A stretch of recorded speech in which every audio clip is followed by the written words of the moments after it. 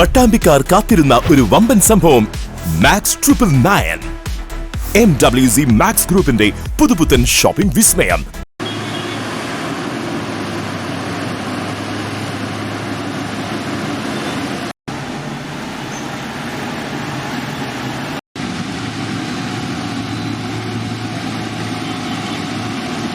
പട്ടാമ്പി നിലാശുപത്രി മുതൽ Shoranur IPT GPT college വരെയുള്ള റോഡിന്റെ നവീകരണ പ്രവൃത്തികളാണ് ഇപ്പോൾ പട്ടാമ്പി ടൗണിൽ പുരോഗമിക്കുന്നത്.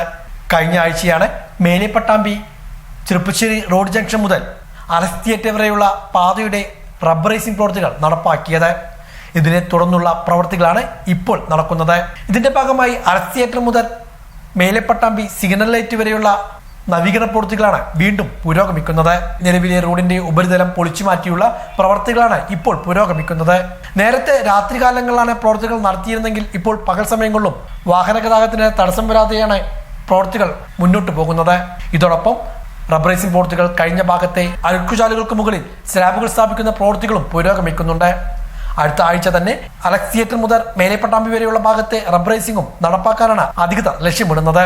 തുലാവർഷത്തിന് മുമ്പ് തന്നെ പട്ടാമ്പി നിലാശുപത്രി വരെയുള്ള പാതയുടെ റബ്ബറൈസിംഗ് ആണ് അധികൃതരുടെ ലക്ഷ്യം.